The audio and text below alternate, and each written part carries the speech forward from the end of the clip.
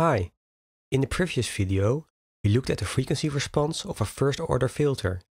With the step function, we looked at multiple cutoff frequencies in one plot. In this video, we're going to look at another practical use of the step function. The circuit on screen produces what is called a wah effect. Note that this is not a conventional analog wah effect, as these usually use an inductor. The wah effect is widely used in music and especially applied to guitar signals.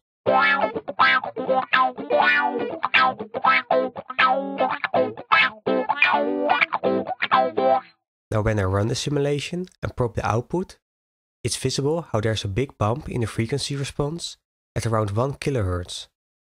To get the wah effect, this bump has to be moved up and down the frequency spectrum. Usually this movement is from around 300 Hz up to 2 kHz. To alter the center frequency of this filter, the value of R7 is changed. Now before I get to stepping this filter, I'll quickly explain how this circuit works.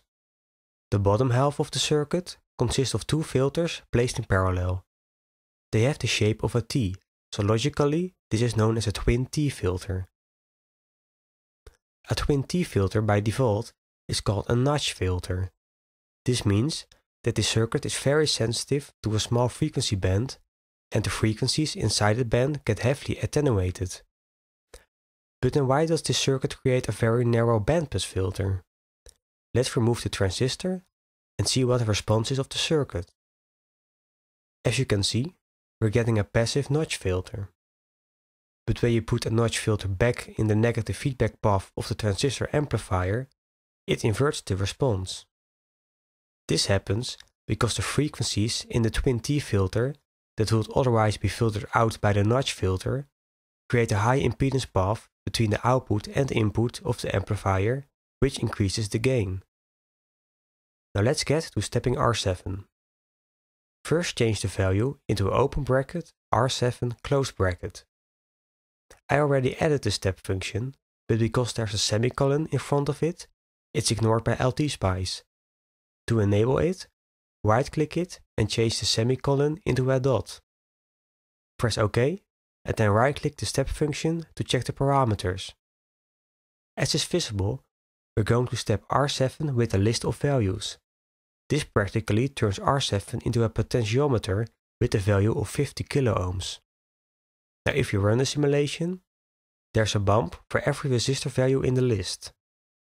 Open up the step legend to get a good idea of what curve is for which resistance. If we analyze the curves and check out the one for the resistance of 1 ohms, it seems like it doesn't do a lot.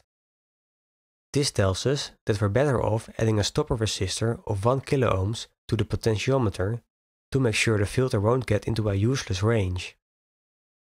Now if we rerun the simulation, the highest bump is around 1400 Hz, which is just fine. The lowest bump is around 250 Hz. This might be a little low for our taste, so if that's the case, we can change R7 into a potentiometer with a value of 20 kiloohms. Now if we add the cursors, we can see how we have a very nice sweep of about 1 kHz from 350 to 1400 Hz.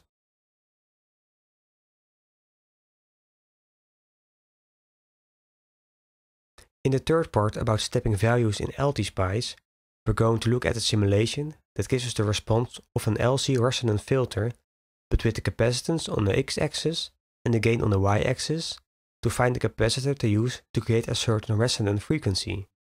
See you then, bye!